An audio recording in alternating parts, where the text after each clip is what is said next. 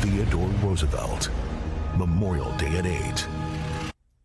That was a look at the new History Channel documentary on the life and legacy of America's 26th president. The two-part documentary event, Theodore Roosevelt, begins tonight at 8 p.m. Eastern. Joining us now, the executive producer of that documentary, Pulitzer Prize-winning author and presidential historian, our friend Doris Kearns Goodwin. The documentary is based on her New York Times bestseller, Leadership in Turbulent Times. Doris, certainly we are in turbulent times right now. President Biden just returned from a visit to Texas yesterday after the second mass shooting this country has suffered in the last 2 or so weeks. Talk to us about the importance of leadership and what lessons this president perhaps could draw from the experiences of the president in the documentary, Theodore Roosevelt. Oh, I'm glad to be with you this morning. Thank you. I do think there are lessons to be drawn from Theodore Roosevelt. It also drawn for us as a people to remind us that we've been through really difficult times before. It feels like such a cascading series of crises right now. But think about what it was like at the turn of the century. The Industrial Revolution had shaken up the economy, much like globalization and the tech revolution have today. For the first time, you had a gap between the rich and the poor. You had people in the country suspicious of people in the city. All these new inventions were making people afraid of the change of pace in life. There were anarchist bombings in the streets, and democracy was seen to be in peril. And what Theodore Roosevelt was able to do was to cut through the fact that people in different parts of the country, he said, were feeling that people in the other parts of the country or other sections, other parties, were the other rather than as common American citizens. The same thing we're feeling today. So he cut through with fundamental fairness, a square deal for the rich and the poor, the capitalist and the wage worker. He went around the country on a train for 9 weeks in the spring and in the fall, that same message. And somehow it cut into the center of the country, and he was able to knit that country back together, which was a really important thing to do and what we need to do today. So Teddy Roosevelt, of course, one of our more famous presidents. We all know Bully, and we know that, the national parks. And look, he's one of the four faces up on Mount Rushmore. But tell us a little bit more about what you learned about him, what the documentary will show about Teddy Roosevelt, the man, some things that Americans don't know about the 26th Commander-in-Chief. Well, I think the most important thing is that he suffered terrific adversity in his life. In some ways, it parallels to President Biden. His father died when he was young, and then his wife died at 23 in childbirth. His mother had come to take care of her in New York. She contracted typhoid fever and died in the same day in the same house. And most importantly, what it did, he had come from a privileged background, and he had seen tenements when he was in the state legislature. But after these deaths, he went to the Badlands, so he went to a different part of the country. He became a cowboy and a rancher. And then he came back and he became police commissioner. And then he goes into the Army and develops a Rough Riders made up of woodsmen and Ivy Leaguers. So he absorbed different parts of the country and these different sections that were dividing the country so badly at the time. By the time he got to the presidency, this winding path had took him to an understanding of how to bring the country together. And I think sadness can do that. Everyone is broken by life, Ernest Hemingway once said, but afterwards some are stronger in the broken places. And I think that was true for Theodore Roosevelt, the man.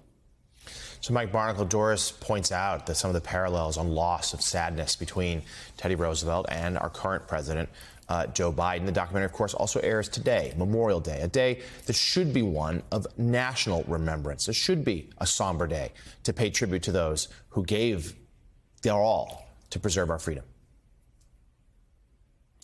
Well, that's true. And that's absolutely true. And I wish more people would take more time to think about exactly that.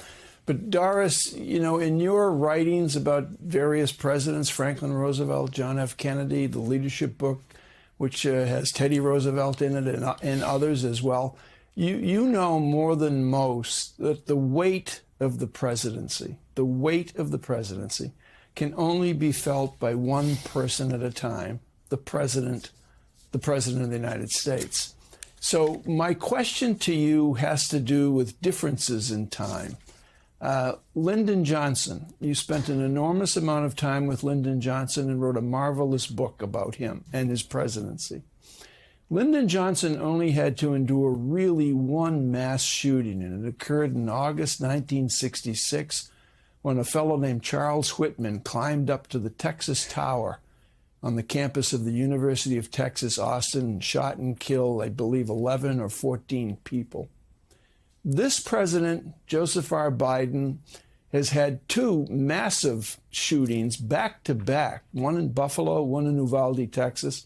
And that's not even mentioning the daily mass shootings that occur in this country that the president doesn't go to help people mourn at those shootings.